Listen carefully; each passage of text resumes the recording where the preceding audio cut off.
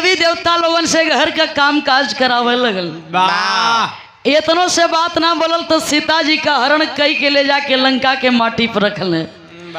तब वो समय का बहाव मिलल।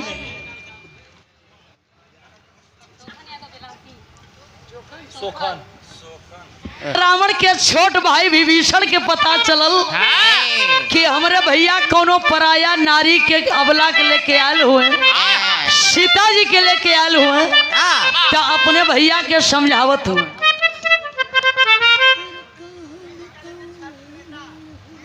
कहाँ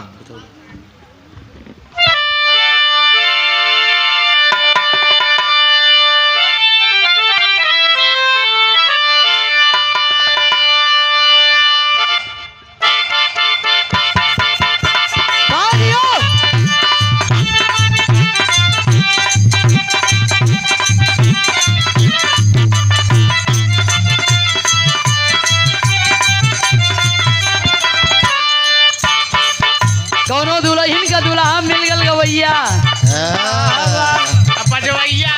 राहुल जी दुल्हन घर इंतजार करत थे कि हाँ भाई है प्रोग्राम गाई के, लेकिन निकलल वो वीडियो पर पैसा देखा एक दिन का निकलले ना 1 महीना बाद तब ले प्रोग्राम खत्म। और मास्टर मोनू भैया आचरा से हम के सवाल करथिन बड़ा प्यार से। अरे कहाँ बितावला ना हो रतिया, कहाँ बितावला ना, अरे कहाँ बितावला ना हो रतिया, कहाँ बितावला ना, अरे कहाँ बितावला ना हो रतिया, कहाँ बितावला ना, अरे कहाँ बितावला ना हो रतिया, कहाँ बितावला ना, खिड़की खुली रही सारी रतिया, रतिया कहाँ बितावला ना, नहीं अरे कहाँ बितावला ना हो रतिया, कहाँ बितावला, कहाँ बितावला ना हो रतिया, कहाँ बितावला ना, कहाँ बितावला ना हो रतिया, कहाँ बितावला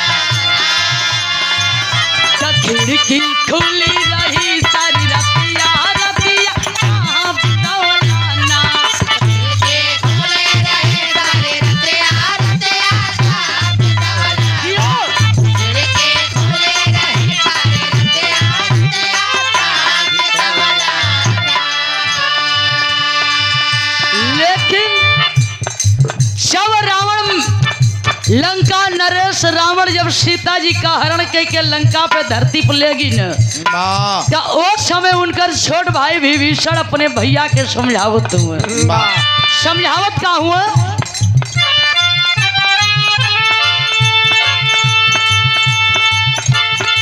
हर कहाँ भुलैला ना हो बतिया, कहाँ भुलैला, अरे कहाँ भुलैला ना हो बतिया, कहाँ भुलैला ना, कहाँ भुलैला ना हो बतिया, कहाँ भुलैला ना, अरे कहाँ भुलैला ना हो बतिया, कहाँ भुलैला ना, का घर में ली आइला, का घर में ली आइला, मौतिया बतिया कहाँ भुलैला ना, घर में ली आइला, मौतिया बतिया कहाँ भुलैला ना, कहे परसे बतावे ए भैया, जेके तू साधारण औरत समझत हुआ, वो कोनो साधारण अबला नारी ना है, वो हो के शक्ति स्वरूपा है न सीता माता, जेकर पति श्री राम हो,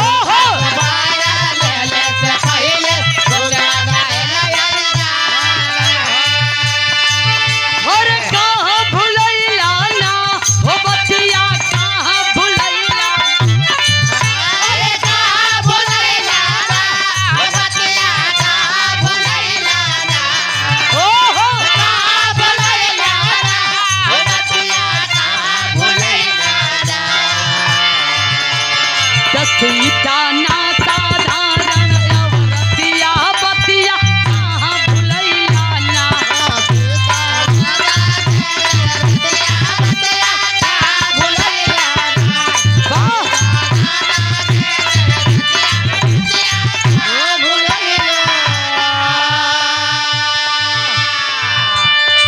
विभीषण समझावत हो भैया जे के तू साधारण औरत समझत हुआ उ कोनो साधारण औरत ना है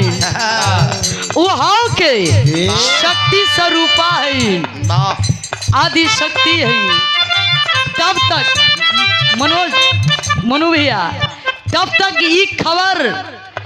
रावण के मेहरारू मंदोदर के पता चलल कि हमरे सैया हमरे स्वामी कोनो पराया स्त्री के लेके आयल हुआ राज दरबार में। तब मंदोदर पहुंचा थे सिंहासन के तरफ बढ़त थे चाय के एक खेप बात कहे का कहे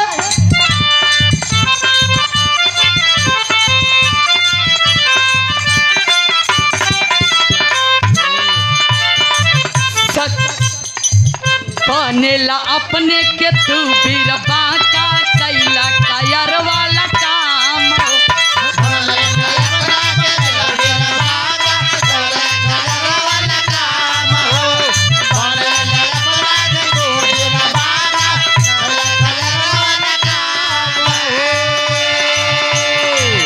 कहे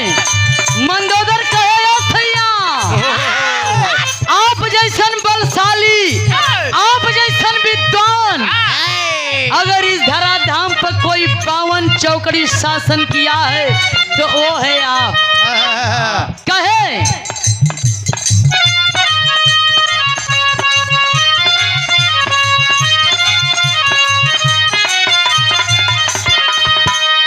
और बनेला अपने के तू बीरबा का कैला कायर वाला काम हो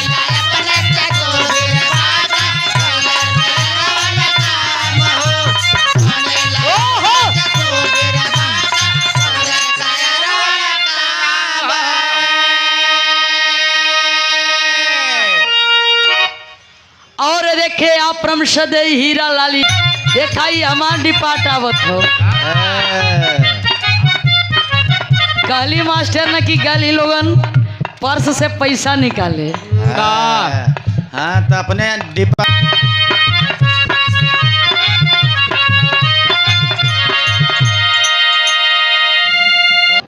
ई परिवार के लोगन के परसे रहल हो कैसे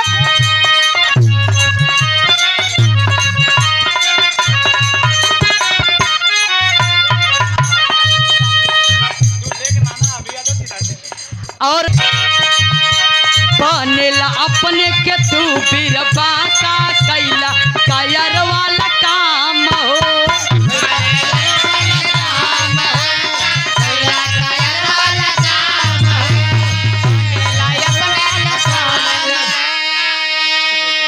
कई के हरण एक नारी के सैया कुल के डूबो दिहला नाम हो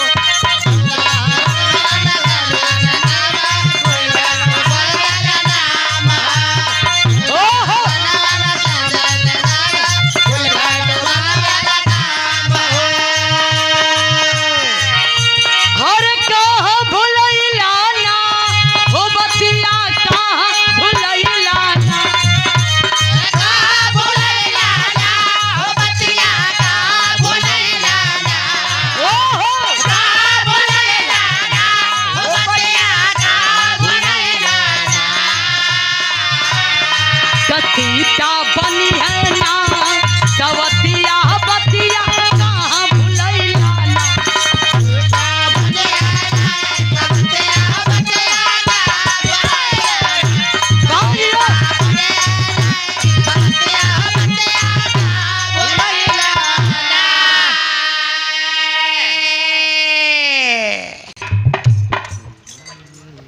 कहली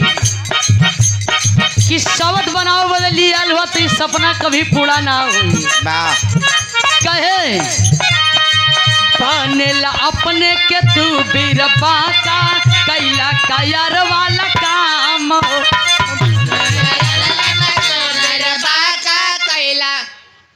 का कैले सीता जी कहे बनेला अपने के तू बीरबा का कैला कायर वाला काम बनेला अपने के तू बीरबा का कैला कायर वाला काम हो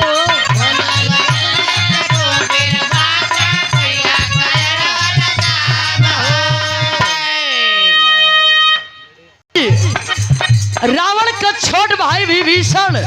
फिर अपने भैया के समझौला कैसे ए भैया जेके तू दूठे वनवासी समझत हुआ उ कोनो साधारण पुरुष ना हुए उ हाउ के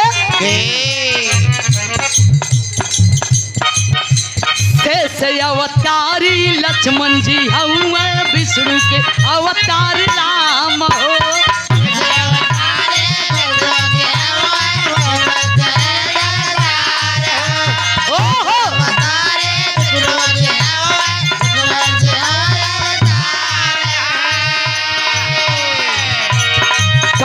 भले पर पैबा न उनसे पहुंचा दा सीता के धाम हो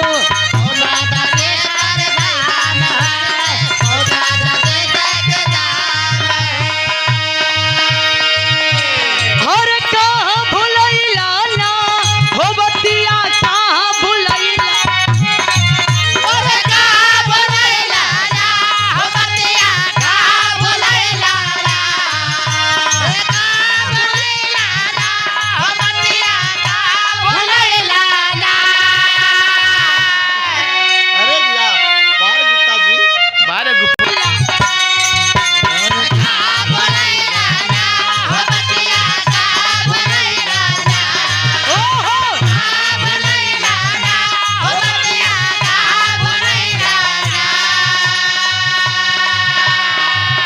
हो जाई सोने कलंका मतिया बतिया कहाँ भुलैला हो जाए सोने कलंका मतिया बतिया कहाँ भुलैला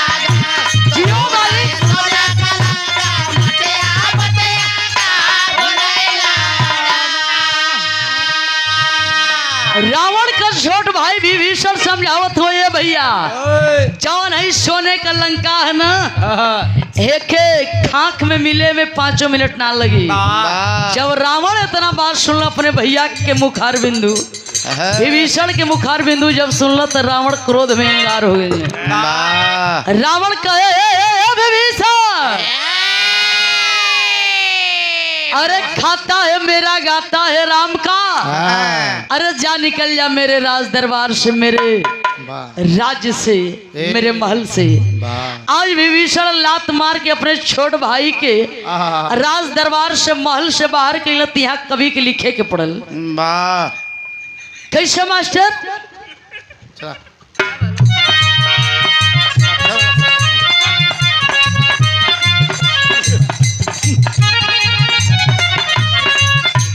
जब राज दरबार से रावण निकलत तो कवि के भाव लिखल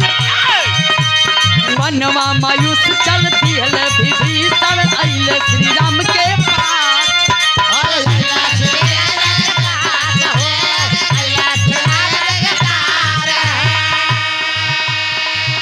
कहे अब पाप के भर गइल गगरी करी रावण के नाश हो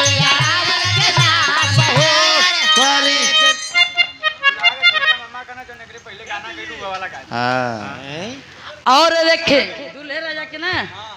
इस महफिल के दूल्हे राजा के पुजरी मामा जी की ओर से सादर 50 रुपया ठंडा हो गल का हो 50 रुपया देते एकदम मामा जी के प्रणाम हो उपस्थित सकल समाज के भोजपुरी में पाँव छू के प्रणाम हो ये बस एक लाइन हो भैया एक बाद हो जाते बस एक लाइन कैसे मनवा मायूस चल दिहल विभीषण अइले श्री राम के पास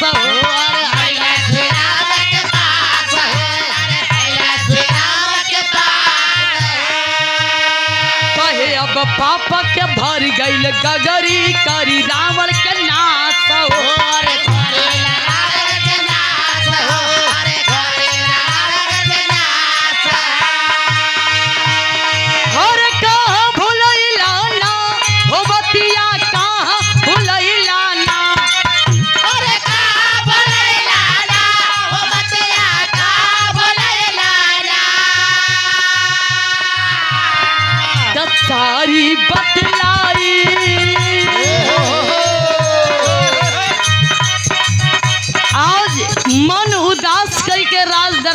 विभीषण चल दिले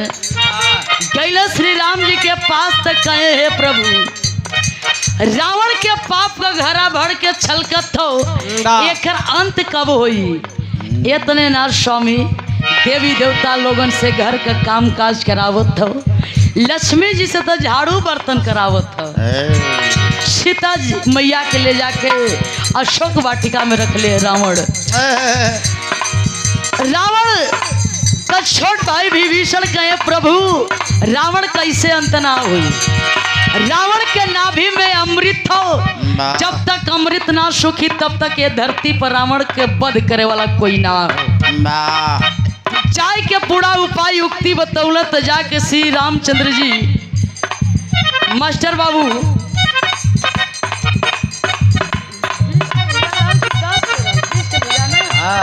दस शीश 20 भुजा 10 ठे बाण चलौलत तो 10 ठे रावण का दशानन होके कल जाता। एगो मुड़िया गधा करे तू देखले रहला का? देखले का रामायण में लिखल हो। एक बाण मरने नाभि कमरी सुखल, 10 बाण मरने तो शीश कटल और 20 बाण चलौल तो 20 भुजा कटल। तब जाके रावण का अंत भइल। तो कवि जी के लिखे के भइल आखिरी कड़ी में गुरु घराने का परिचय।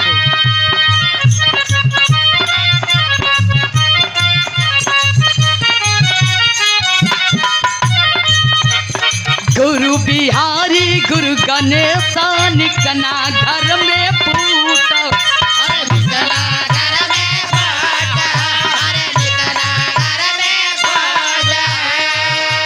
चंद्रिका जी फूटा से लंका नसाइल गठियाला सुरेशा खूट।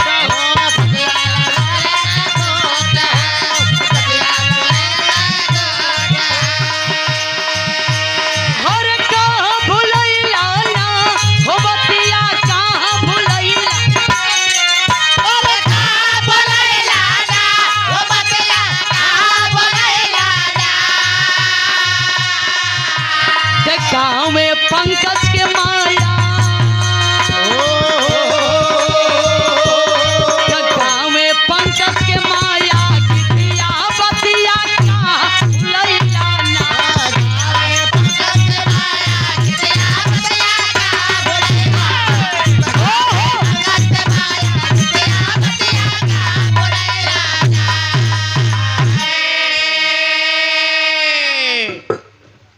च